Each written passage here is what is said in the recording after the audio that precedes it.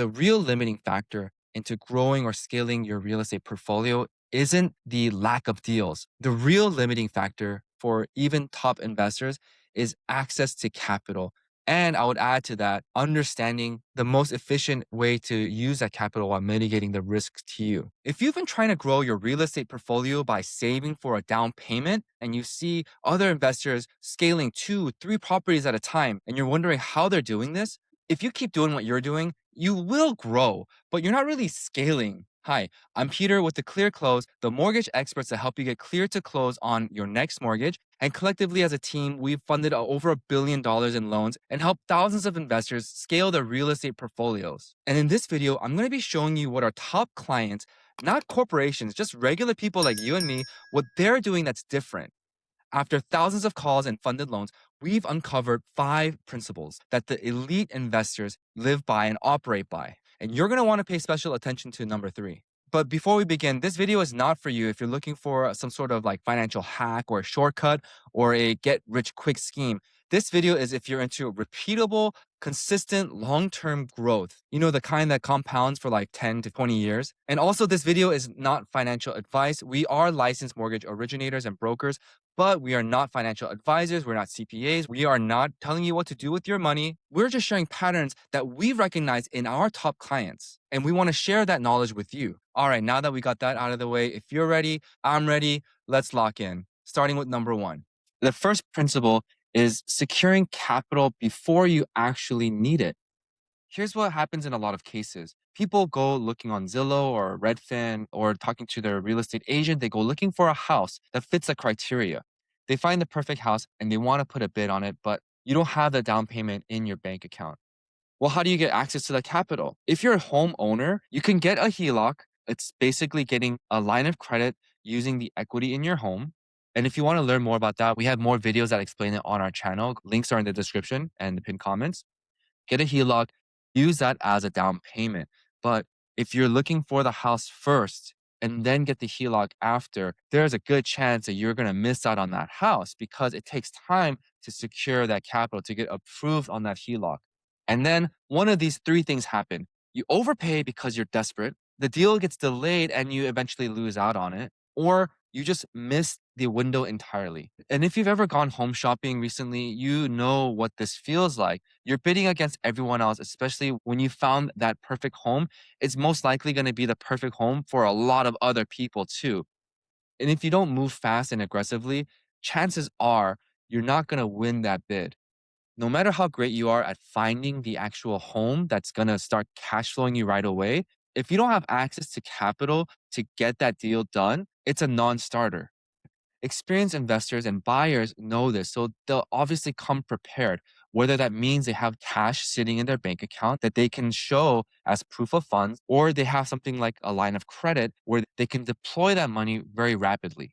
And if you don't own your home or if you've never been home shopping in the past, let's put it into a metaphor so you can understand it easily. Let's say you are hosting a party and you're going to Costco to buy I don't know, a brisket, right, to cook or a huge ribeye. You get to Costco and you find at the butcher section an amazing piece of brisket or ribeye or whatever it is that you're looking for. And it happens to be incredibly well marbled. It happens to be the perfect shape and size. And you're shocked. This looks like A5 Wagyu, but it's priced like regular, just prime meat. So you immediately take it to the front, try to check out, and it's like, hey, I'm about to get away with robbery, right? You reach into your pocket and you forgot your wallet. So what do? You ask the attendant, please, can you hold this product here while I go back to my car and get my wallet? They say, of course I can. So you run over to your car and it's not in the car. Where is it? Oh, I think I left it at home. You drive back home, run upstairs. It's in your dresser. I don't know why. So you grab it, run downstairs, get back into the car, race back over to Costco and avoid getting a speeding ticket. You spend 30 minutes trying to look for a new parking spot, right? Because it's obviously Costco. And you run back into the store and it's gone. It's in someone else's cart and you know who it is. It's George, your neighbor. And you're just standing there as he checks out and walks back into his car and you watch him load your meat into his trunk. And then you get a text. Hey, Peter, it's George, your neighbor. I just found an amazing piece of brisket from Costco. You should head over there before it runs out. Obviously, I'm exaggerating, but this happens all the time in real estate because transactions take so long, and there's so many competitors when it comes to prime real estate. I once heard someone say, "Good things come to those who wait, but only the things left by those who hustle." The principle here is have access to capital before you go find that property. That's principle number one. So now let's move over to principle number two. The second pattern or principle that we've identified is that investors typically focus on cash flow rather than appreciation in the short term. Most people, when they buy real estate, the general assumption is that the value of the property will increase over time, which is historically true. And yes, much of your wealth will be generated through the appreciation of the asset. But appreciation doesn't pay the bills. And there's also something to be said about the lack of control over how much a property appreciates from year to year. Whereas with cash flow, that's under a contract. That's something that you can control. And that's a variable that you can actually plan for. Because if you're signing a long term rental, the chances are you've already done your research to see what the average rent rate in that neighborhood is. So you can absolutely know whether or not you will be cash flow positive going into that property or not. What we've seen and heard from our top clients is that they care more about getting more properties that cash flow positive or neutral, and then appreciation is kind of an afterthought. Let me give you an example to help illustrate this concept a little bit better. Person A buys an investment property for $500,000. It's a hot market. Prices are growing fairly rapidly year over year, like 10%. You put 20% down, so you're in a mortgage. And so after 5 years, you would have roughly 160,000 in equity. That's great. But during those 5 years, that property was not able to command enough rent to cover the mortgage. So from month to month, person A has a cash shortfall of $500. That means they're bleeding $500 every month. Over 5 years, that comes out to $30,000 of cash losses. If you offset that with the equity growth, you're looking at a total net of $130,000 in their net worth that has grown over time. And now let's look at person B. Person B decided to go into a different market where appreciation wasn't the biggest thing, right? But they were able to get a better rent compared to their mortgage. And so they also spent 500,000 put 20% down. In this city, the properties appreciate at roughly 3% per year. So over 5 years, only $16,000 in asset appreciation. However, their rent, they were able to get $400 more than what they're paying in their mortgage. So that's a $400 positive cash flow. Over 5 years, that means that's $24,000 of cash in their pockets. When you add those two together, it's a $40,000 net worth gain. You're probably thinking, hey, person A had a much larger net worth gain at 130,000. Isn't that a better situation? Sure, when you compare those two numbers by itself. But what happened in those 5 years? Person A was bleeding $500 a month, whereas person B had an excess of $400 per month. And this is what you have to pay attention to. Person A could actually only afford to hold that one property because they're cash flow negative. But person B was able to use the cash flow from the property plus his actual income from his job to save up faster to buy another property. You see where I'm going with this? The moral of the story is that cash flow gives you options, whereas appreciation gives you hope. And when you focus on cash flow, you still get the benefit of the value appreciation. It just may not be as fast. And remember, you want to depend on things that you have some sort of control over. And I do need to remind you that the information in this video is not financial advice. We at the Clear Close, we're licensed mortgage originators and brokers. We are not financial advisors or CPAs. Talk to your CPA or your financial advisor, or if you have any investment theses that you want to run by them, you can also talk to your mortgage brokers or like us to get more information about rates and terms and whatnot for mortgage products specifically. And of course, every person is different, every situation is different, and what works for this person might not work for you. There might be a good reason why you want to get into property A versus property B. That's totally up to you. All right, let's move on to number three. The third pattern that we've recognized is the elite investors use other people's money strategically. Now, let's address the elephant in the room, right? Debt and risk. You might be hearing me talk about strategically leveraging someone else's money, and you think, oh, that's so risky, Peter. Why would you try to get people into more debt? Well, when we're talking about strategic leverage, we're talking about using someone else's money to buy an asset that will produce income and grow in value over time. And that way, you can cover the cost to borrow that money comfortably.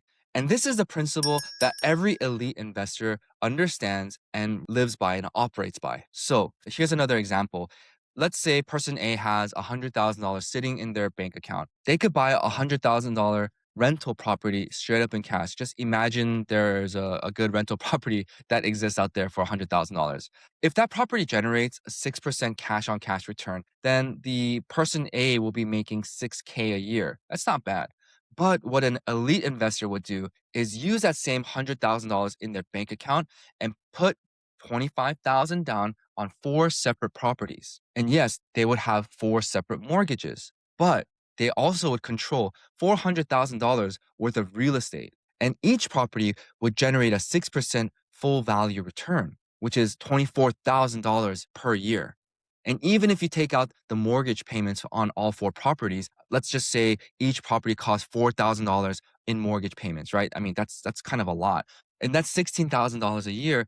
And these four properties are grossing 24,000. So the net profit is 8,000 per year, which is still higher than the 6,000 per year from the previous example of someone buying one property at $100,000. And we're not even taking into consideration that the second person has four times the real estate, which means four times the appreciation of those properties and four times the tax benefits, right? Of course, there's more risk involved, but if you're watching this video, you already know that there's no such thing as low risk and high return. So the important thing that we have to always keep in mind is that each property must be cash flow positive. Once you dip into cash flow negative territory, then we run into some problems. If you take anything away from this section of the video, take away this concept. Strategic leverage means that the asset pays for your debt. And in the case of real estate investing, the income generated by the properties pays for the cost to finance those properties. And if you want to learn more about the specific tools that you can use to get from concept to reality, how to leverage equity in your own home, or how to use a bank's money to finance your purchase of your home, we have videos on our channel. I'm going to be linking it at the end of the video, and also they'll be in the descriptions and pinned comments. So check those out as well. All right, let's move on to the fourth principle. The fourth principle or pattern that we recognize in our elite investors is that they don't let capital sit idle. If you're already an investor in some type, you understand this concept. If you have majority of your cash sitting inside of your checking account and there's no interest being generated from it, or you're not putting into the stock market where it's generating you some sort of income, you know that your purchasing power over time is being eaten away by inflation. And that's why most people who have a 401k, who have an IRA, or they do their own stock picking, or they buy collectibles, they inherently understand this concept. You don't want all of your cash to be sitting in your bank account if you truly want to fight inflation. And it's the same concept with real estate investing. This is why many real estate investors don't stop at just one investment property. They have multiple investment properties. The problem is always, how do we get there faster? And this is the common pattern that we see with many of our investors. And remember, this is not financial advice. We're not telling you what to do with your money. We're just explaining the processes that our clients have taken. Okay. So, with that being said, our clients recognize that at a certain point, the equity position in their home has risen to a certain level. They can leverage that money, borrow against it to go finance another home purchase.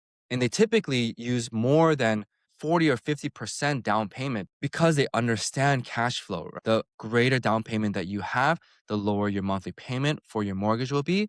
And a year later, when that seasoning requirement hits, they're able to refinance the house, cash out of it, and recoup some of the cash back so they can go invest in something else. And again, if you want to learn more, we have videos about specific mortgage products that allow you to do this and be flexible with it and save you on cost. But that's not the scope of this video. One of the things I wanted to mention is the BRRRR method, or the buy, rehab, rent, refinance, and repeat. This is a tried and true method, and you've probably heard us talk about it before. You've probably heard a bunch of other YouTubers talk about this before. Obviously, we're not telling you what to do, but we're telling you how it's done. What the BRRRR method is basically people will go find a distressed property, buy it at a very discounted rate, and then they'll renovate it. So you're spending extra money, but the goal is to get the newly appraised amount higher than the purchase price, plus the renovation cost. Once that's accomplished, a renter will come in and that property will start generating cash flow. But it's not over yet. That house now has some built up equity in it. What the BRRRR method says is you do some sort of cash out refinance. For example, like a HELOC, a home equity line of credit. And a home equity line of credit is basically just getting a line of credit that's tied or based off of the equity position that is in the home. So if the home equity position is 100,000 and the HELOC maxes out at 80%, then the max credit line would be $80,000. And what the BRRRR method says now is that using that $80,000 of line of credit, we go look for another distressed property, buy that, renovate that, and then repeat the cycle. All the while, the renter is paying for the cost to have that line of credit. And refinance tools like the HELOC is why elite investors are so much more willing to pay a larger down payment on a home in order to build up the equity position much quicker so they can leverage and recycle that capital. And if you guys want us to do a deep dive of the different products that investors use, HELOC is one of them and it's one of the best tools, but there's so much more. I'll do this. We'll do a deep dive, like a no gatekeeping deep dive of the BRRRR method and the different iterations if there are 50 comments on this video with the word strategy. So comment strategy if you want to see that deep dive BRRRR method video. Now, the fifth principle or the pattern that we recognize in our most successful clients or customers is that they treat this like a business and not like a hobby. And what do I mean by that? It's going back to the mindset. It's going back to emotional decision versus analytical or business decision. Shopping for a home is a very emotional exercise. Oh, I love this neighborhood. I want to see my kids living in here one day and we'll just rent it out until they're ready to move in, right? Oh, like this area is so good even though the numbers are tight. I just need to have this house. Whereas a business decision is more like, does this property generate me cash right now? What's my ROI going to be? What's my exit strategy going to be? Do I have a backup? These are not the type of conversations that you have when you're going shopping for your primary residence, typically. What we've seen is that these investors are very emotionally detached from the properties that they're purchasing because they're simply business assets. And another thing that they're constantly thinking about is structure, ownership structure. Is it going to be in an LLC? Is it going to be in a trust? Who's managing it, right? Is the income generated by the property going to be able to cover not just the financing fees, but the management fees, the insurances? These are all things that investors think about, not only to protect your wealth, but your time. Because at the end of the day, tenants are people and they have issues, they have problems all the time. And there will be a need for someone's time and someone's resources to manage the complaints or the issues of the tenants, whether that's going to be you or a partner or a hired manager. What we've seen that works for our clients is that there has to be some sort of formalized structure. And Jason and I, both of our parents were entrepreneurs. So we got to see very close up what it's like to run a business. And the biggest lesson that I took away is that if you're not paying attention to your money, then your money will stop paying attention to you. And this is not a principle that just applies only for real estate investors. It applies to your entire life. Pay attention to the things that are important to you, or they might not be there in the future. So let's bring this all together. By now, you've heard me talk about the real limiting factor into growing or scaling your real estate portfolio isn't the lack of deals. Like, that's not true because we're seeing inventory levels spiking all across the United States. The real limiting factor for even top investors is access to capital. And I would add to that, understanding the most efficient way to use that capital while mitigating the risks to you. The people who are scaling faster than you, they're not getting lucky. They're just thinking differently about money, about cash flow, about equity, about leverage, about risk. They're well prepared both mentally and financially. And now that you've watched this video, you too can take that step forward in being more prepared. So, if we've opened your eyes to the real estate investing world and you learned something new, do me a favor, subscribe to the channel, give us a thumbs up, and share it with a friend that may be interested in this kind of stuff. We drop videos once a week on typically Saturdays. We break down mortgage strategies, real estate investing, and how regular people like me and you, and not the corporations, build wealth through property. Let us know in the comments which of these five principles or mindsets surprise you the most. Did I miss anything? Do you disagree? Let's have a conversation in the comments. I read literally all of them and I try to get back to as much as I can. And if you want to learn more about the different mortgage products that you can use to do the BRRRR method, to go real estate investing, or even something like debt consolidation, we have videos for that right here.